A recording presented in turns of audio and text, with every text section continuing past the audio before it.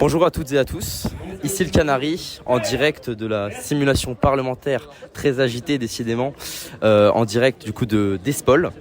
Aujourd'hui, la simulation parlementaire a pour but de traiter le sujet de l'immigration proposé par le parti d'extrême droite Ethos. La simulation parlementaire regroupe un total de 5 parties et nous allons tout de suite suivre le déroulé de cette séance parlementaire. Merci à tous et bon visionnage.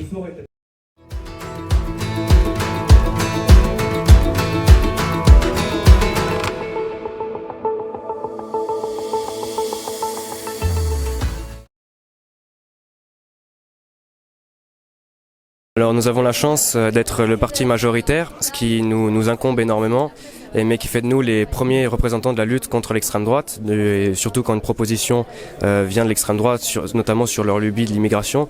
Nous ne sommes absolument pas d'accord avec et nous avons la chance de ce nombre pour pouvoir lutter efficacement contre cette proposition de loi et l'amener sur un terrain plus social afin de régulariser de meilleure manière les étrangers qui viennent en France. Alors oui et non.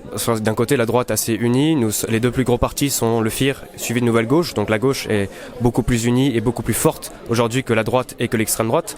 L'extrême droite c'est 8%, la droite c'est 7% je crois. Ça représente beaucoup moins par rapport à nous. Les deux combinés sont beaucoup moins forts que nous.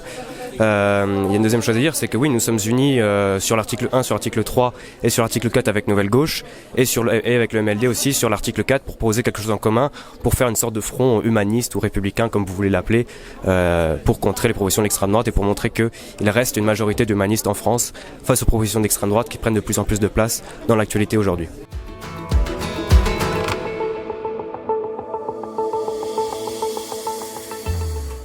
Ça fait quelques années que je m'intéresse énormément à la politique et pour moi, participer donc à cette simulation, c'est une opportunité incroyable parce que je vais pouvoir mieux appréhender les travers vraiment de la politique française.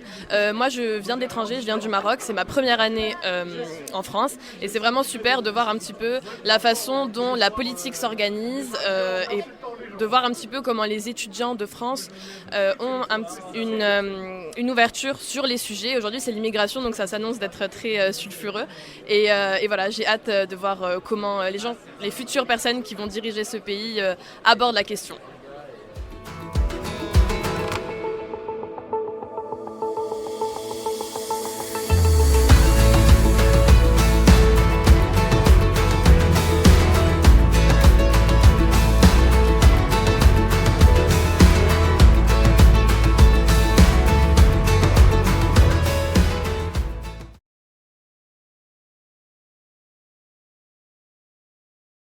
Alors parce que premièrement en fait on se bat pour nos convictions en fait tout simplement, donc on ne fait pas des questions, enfin on ne fait pas de démagogie non plus à aller chercher on va dialoguer avec les oppositions, mais cependant on va pas non plus faire que des amendements pour leur plaisir. On porte des convictions, on porte des combats, on est des libéraux, on est des progressistes, on est des centristes, on est des modérés et on est même des europhiles.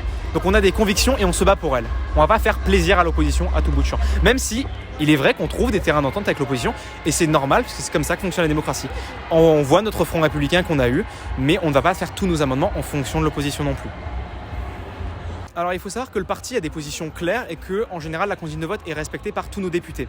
Il arrive qu'il y ait des amendements où on laisse un peu plus de liberté aux députés puisque le parti, qui est certes jeune, n'a pas encore posé de questions claires. Ensuite, si on veut faire cavalier seul, en fait on a fait cavalier seul parce qu'on a suivi une ligne qu'on pensait partagée par les collègues républicains, qui est celle du Front républicain. Et on voit que cette ligne, elle a été suivie en grande partie au moment du dernier amendement, au niveau d'un vote d'un amendement de l'ANG.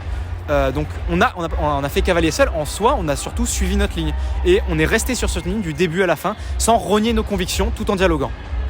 Alors à chaque article, on a voté contre Ethos. Lorsqu'un article non amendé était proposé par Ethos, à chaque fois on l'a refusé. On s'est abstenu sur des votes, mais en général c'était des amendements du FIR tout simplement, qui n'étaient pas en accord avec nos convictions.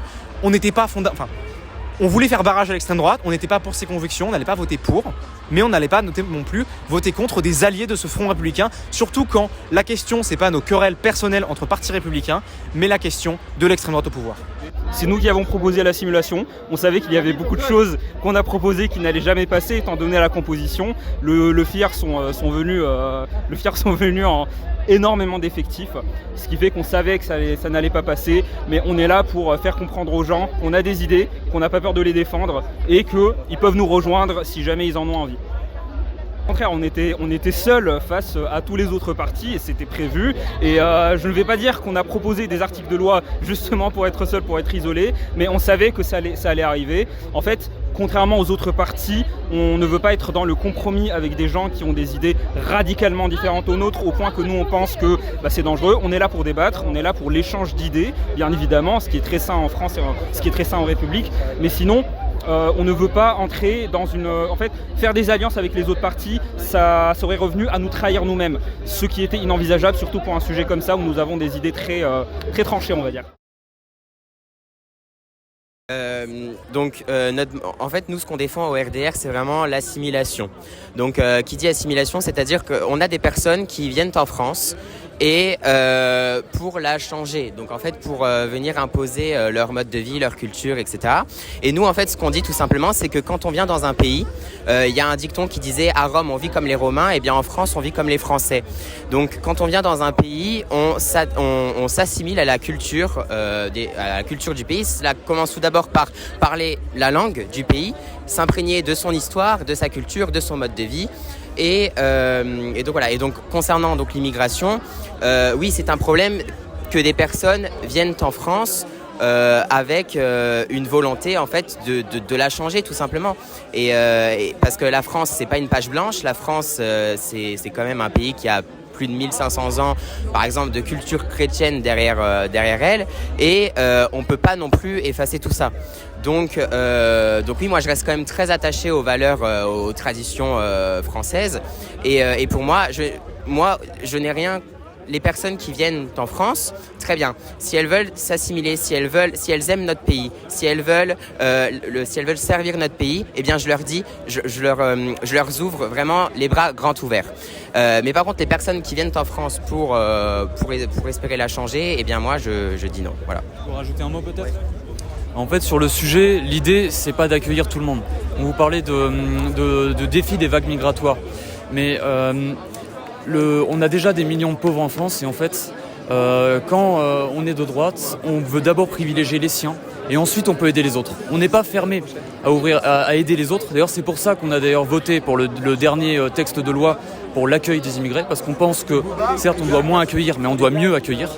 Et c'est la ligne qu'on défend. Donc c'est d'abord les nôtres, surtout qu'on a beaucoup de pauvres en France, ensuite on pourra aider les autres. En réalité, pour faire la chronologie, initialement le FIR a proposé une alliance. Il y a 2 semaines, pile quand on a reçu la PPL, on s'est dit extrême droite, front républicain, c'est obligatoire. On a réalisé le travail. Maïwenn pourra en parler un petit peu, mais Nouvelle Gauche a réellement été moteur dans cette alliance. Tu peux en dire un mot ? Du coup, cet article, il avait pour but de retracer le parcours depuis l'arrivée jusqu'à l'intégration totale d'un réfugié lors de son accueil en France.